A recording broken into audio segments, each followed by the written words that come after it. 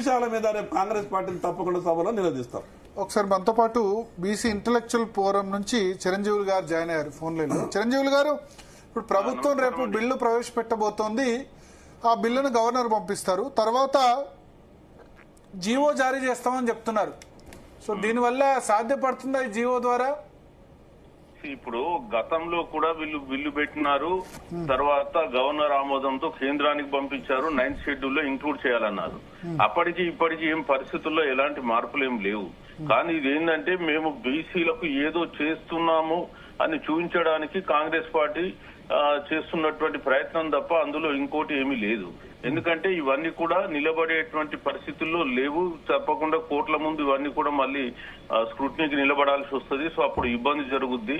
మేము మొదటి నుంచి కూడా కోరేది ఏంటంటే 9th షెడ్యూల్ ఒకటే ఈ దేశంలో మార్గము.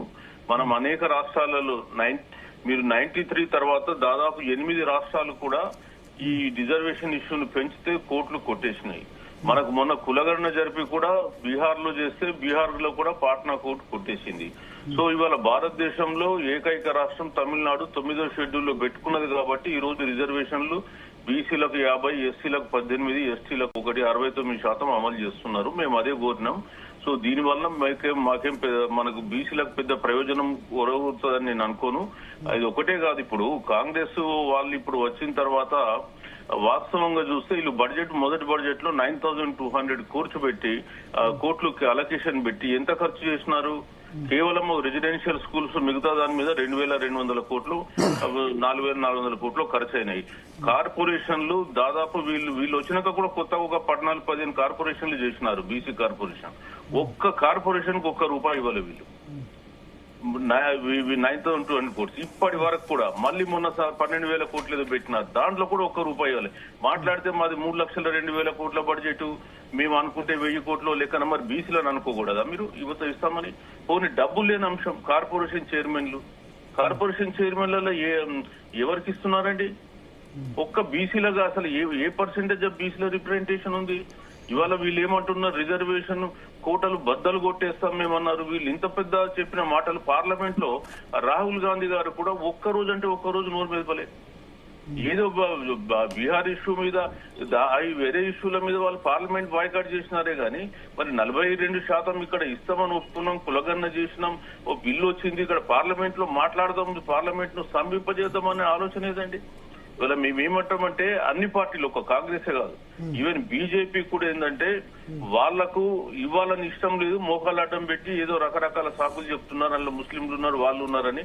అవన్నీ కూడా వట్టి సాకులు తప్ప ఇంకేం కాదు. వాళ్ళు ఇవ్వాలనుకున్నప్పుడు ఈడబ్ల్యూఎస్ రిజర్వేషన్ ఓసీలకు ఎవరు ధర్నా చేశారు ఈ దేశంలో? వారం రోజులలో వాళ్ళు ఈడబ్ల్యూఎస్ రిజర్వేషన్ దేశం అంతా అమలు చేశారు. అట్లాంటి వాళ్ళు ఇవాళ బీసీలో వచ్చేసే వరకు వాళ్ళు చేయడం లేదు. ఇక బీఆర్ఎస్ అయితే వాళ్ళు గూడ మీద పిల్లగా నిలబడి కూర్చున్నారు, ఎటువైపు దుంకుదాం అటువైపు దుంకుదాం. సో ఏ ఒక్క పార్టీ కూడా అగ్రకులాలు ఆధిపత్య కులాల ఇప్పుడు ఒక్కటి చెప్పండి, చాలా మంది ఆస్పిరెంట్స్ బీసీ ఆస్పిరెంట్స్ ఎదురు చూస్తున్నారు 42% అవుతుంది అని చెప్పి. మీకు ఇవాళ సిచ్యువేషన్ లో ఏమనిపిస్తుంది? నాకు దీని మీద ఏం పెద్ద హోప్ లేదండి. ఇది మనకు దీని వల్ల పెద్ద ఉరగబెట్టేది ఏం లేదు. ఇది ఓన్లీ బీసీలకు ఏదో మేము చేస్తున్నామని ఒక కంటి తుడుపు చర్యగా చూపించడానికి పనికి వస్తుంది తప్ప వాళ్ళలో లోపల చిత్తశుద్ధి. మరి మీరు అందరు జంతర్ మంతర్ పోయినారు కదా, ప్రభుత్వం తీసుకెళ్ళింది కదా. నేను మొన్న పోలే బాబు, నేను మొన్న పోలేదు భరత్ గారు. మీరు వెళ్ళలేదు అంటే మీరు అప్పుడే గ్రహించారా? దీన్ని నమ్మలేదా? నేను నమ్మలే. ఎందుకంటే జంతర్ మంతర్ దగ్గర పరిష్కారం దొరకదు, మనకు పార్లమెంట్ లో దొరుకుతుంది. మీరు పార్లమెంట్ లో చేయండి, పార్లమెంట్ స్తంభింపజేయండి, అఖిలపక్ష సమావేశం పెట్టండి. అఖిలపక్ష సమావేశంలో అందరినీ వాళ్ళ డౌట్స్ ఏదో ఉంటే డిస్పెల్ చేయండి. వాళ్ళందరినీ తీసుకెళ్లి ఢిల్లీకి వెళ్లి ప్రధానమంత్రిని, రాష్ట్రపతిని కలవండి. ఇది మా ఆలోచన, మా అప్రోచ్. ఇది ఆల్రెడీ మన గతంలో జయలలిత కూడా ఇదే అప్రోచ్ తో పోయింది, ఆమె సక్సెస్ కాగలిగింది. అట్లా కాకుండా జంతర్ మంతర్ దగ్గర పోతాం, మేము మళ్ళీ చేయం, మీ ఇష్టం ఉంటే చేయండి లేకుంటే లేదు అంటే అదేమన్నా అర్థం ఉందా? మేమైతే చేసినాం, మీరేమన్నా చేసుకోండి, మాకు సంబంధం లేదని బిహేవ్ చేస్తే ఎట్లా? రాష్ట్ర ప్రభుత్వం నిజంగా అంత చిత్తశుద్ధి ఉంటే ఇక్కడ అఖిలపక్షం తీసుకెళ్ళి ఢిల్లీలో కూర్చోండి. జయలలిత ఎట్లా ప్రతిజ్ఞ చేసింది ఆమె, నేను మళ్ళీ చెన్నైకి రాను, నేను ఆ బిల్లు పాస్ చేయించకుండా అని చెప్పి ప్రతిజ్ఞ చేసి వెళ్ళిపోయింది. ఆమె నిజంగానే పాస్ చేయించుకుని చెన్నైకి పోయింది. అట్లా ప్రతిజ్ఞ చేసుకుని వెళ్ళండి మీరు. రాష్ట్ర ప్రభుత్వం మీకు అంత బీసీల మీద నిజంగా ప్రేమ ఉంటే మీరు ఊరికే మాటలు చెప్పడం వల్ల ప్రయోజనం ఏమిటి? ఇవ్వాలి మాకు తెలియదా ఆ బిల్లు గతి ఏమవుతుందో అని? మీకు ఇంకొకటి గమ్మత్ ఏంటంటే ఇప్పుడు మనం ఎలక్షన్ నోటిఫికేషన్ ఇచ్చిన తర్వాత కోర్టులు ఇంటర్ఫియర్ కావని ఏదో అనుకుంటున్నారు. What happened in Maharashtra?